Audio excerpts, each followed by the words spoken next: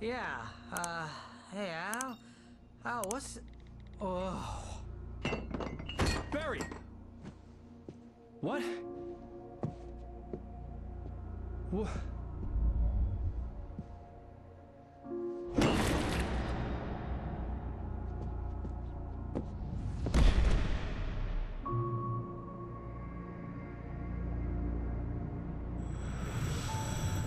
It's coming for you, hiding in my barber's skin. I'm too weak to stop it. You must turn the lights on. I promised I'd come visit you and your lovely wife. You must finish what you started. I insist. You must turn the lights on. Turn the light on. Back to work, boy.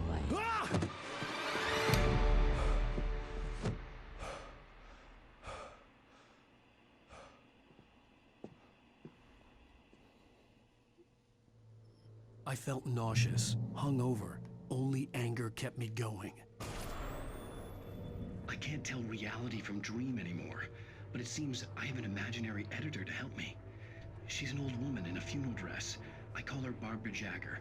She's very strict. I'm writing faster and faster.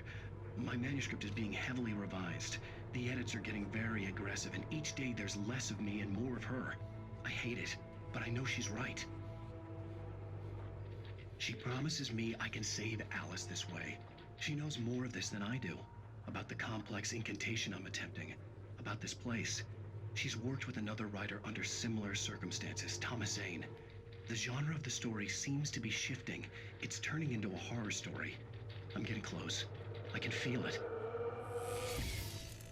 Wait a minute.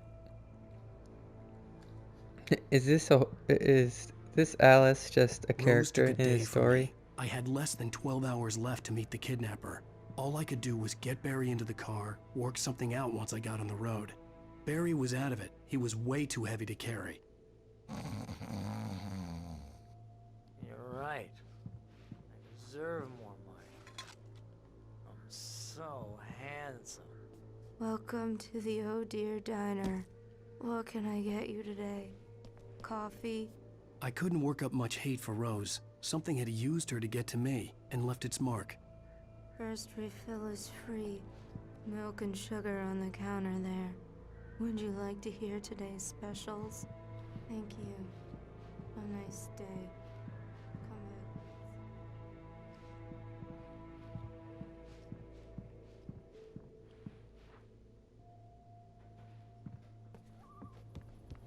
My gun and flashlight were gone. I'd have to find a way to get Barry into the car as quickly as possible. There was no time to waste.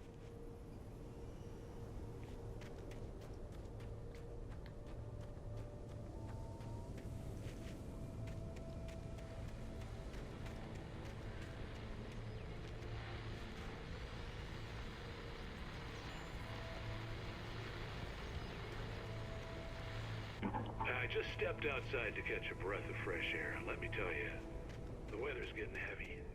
Nights like this make me especially glad I'm here talking to you and not home in bed. Once the wizards...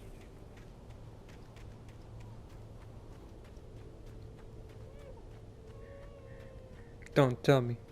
Oh, you're gonna get it now. God knows what you've done to that poor girl. This is Agent Nightingale, FBI! Get him up, Hemingway! You're under arrest! You move a muscle, I'll unload right in your goddamn face! Stay right where you are, Slade!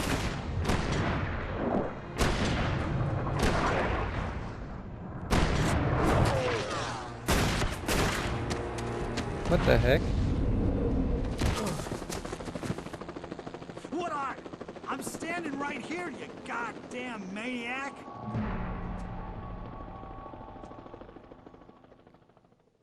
I hated to leave Barry behind, but there was no way I'd miss my appointment with the kidnapper. Give it up, Mr. Wink! Come on! Get after him! Don't let him get away! Move it! Move it! Move it! I'll have you shot if you let him get away!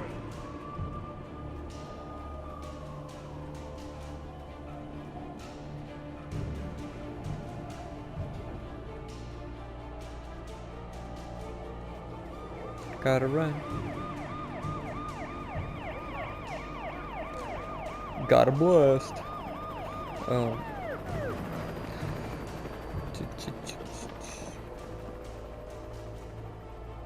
Run. There he is! We have the suspect in sight! Okay, men. Keep your eyes peeled. He's gonna try to make it through here. Oh, damn.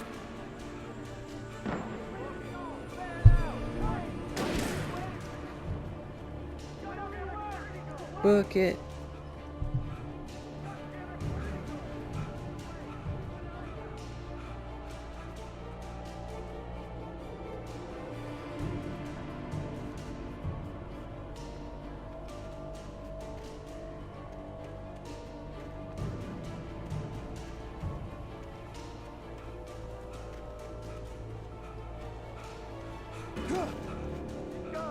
Come on, guys.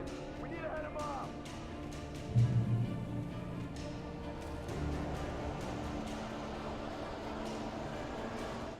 You know, I haven't even read any of the manuscripts. Mr. Randolph liked Rose. That little smile she had. How she was still sweet when life had tried so hard to make her bitter. It wasn't any of his business what she did in her trailer. But those strangers, the writer and his smart-ass sidekick, looked like trouble. And they'd been in there for hours, way past her normal bedtime. He reached for the phone and called the sheriff's station.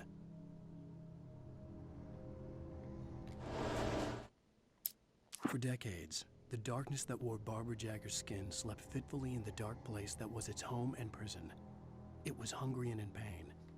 It dreamed of its nights of glory when the poet's writing had called it from the depths and given it a brief, terrible taste of power and freedom. The rock stars had stirred it from the deep sleep the poet had sunk it back to in the end. When it sensed the writer on the ferry, it opened its eyes. So this woman, Barbara Jagger, is a metaphor?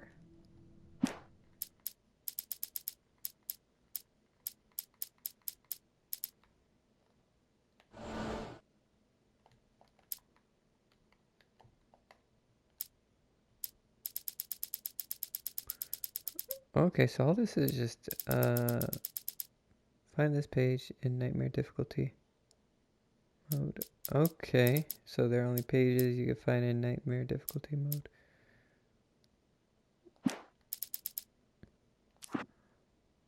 Departure by Alan Wake. The man turned to face me. His face was covered in shadows. It was hard to make him out in the darkness of the forest that surrounded us, but the axe he lifted was plain to see. It glistened with the blood of his victim. He grinned madly. The shadows were alive, distorting his features. It was a scene from a nightmare, but I was awake. The Taken stood before me. It was impossible to focus on it, as if it stood in a blind spot caused by a brain tumor and eye disease. It was bleeding shadows like ink underwater, like a cloud of blood from a shark bite. I was terrified.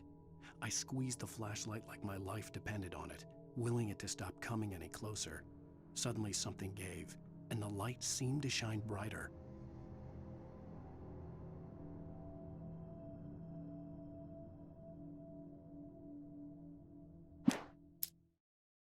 I heard them before I saw them, swooping down from the sky and screeching as they came. I spun around just as the cloud was upon me. For an instant, I stared into 100 dead eyes, black pearls glittering in the darkness. I raised the flashlight and the swarm exploded like fireworks. Feathers burned, turned into ash. I couldn't hear my scream above theirs. At first, I kept finding the pages as if by accident. The book I couldn't remember was either a terrible and true prophecy or an act of creation that had rewritten the world. I began to hunt the pages feverishly, for they held the answer to the mystery. With it, I could save myself. With it, I could save Alice.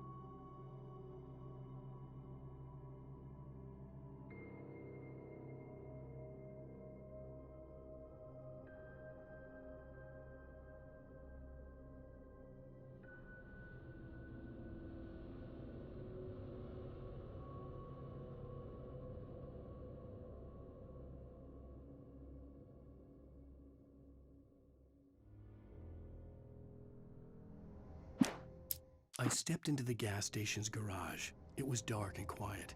The place was a mess. It looked like someone trashed the place or that there'd been some kind of fight. Light spilled into the room through an open door at the back, and I made my way toward it. Without any warning, I was blinded by a bright light. An old portable TV on the shelf had come alive by itself. Impossibly, I could see myself on the screen, talking like a madman. "The cabin on Cauldron Lake?" she asked. The sheriff looked at me suspiciously. The early morning light flooded through the office windows.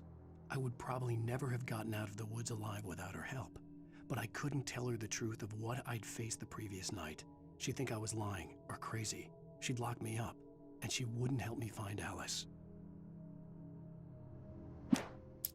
Stucky spat on the garage floor and tried to shake the cobwebs from his head.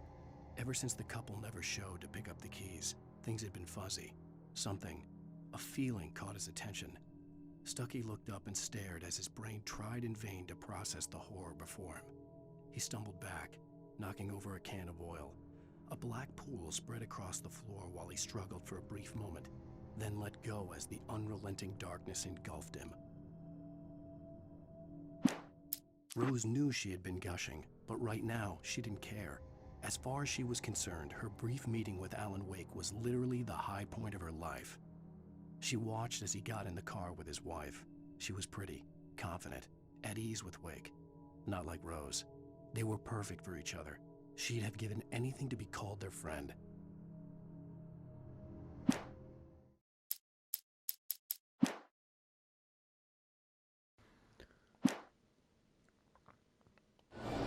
Okay.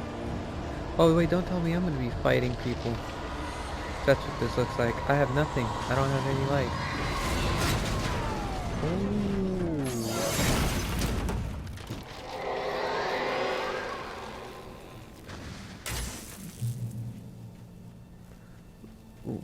Bruh, am I gonna fight a taken T-Rex now? That's what this looks like. I'm gonna be fighting a fucking... Oh.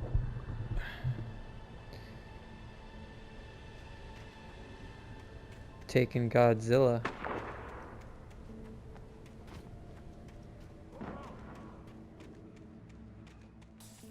Search the area.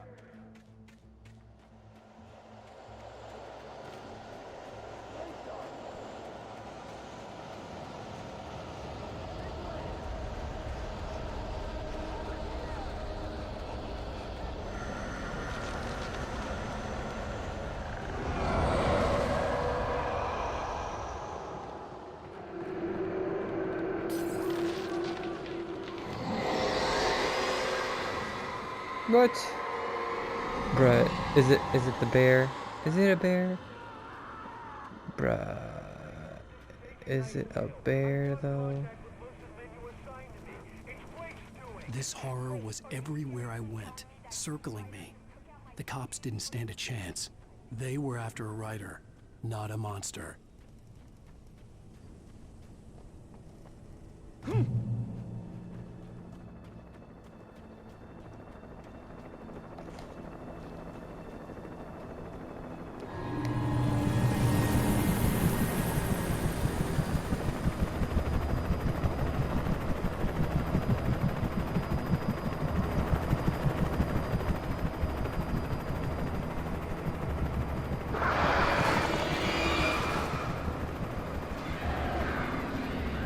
Got a bucket.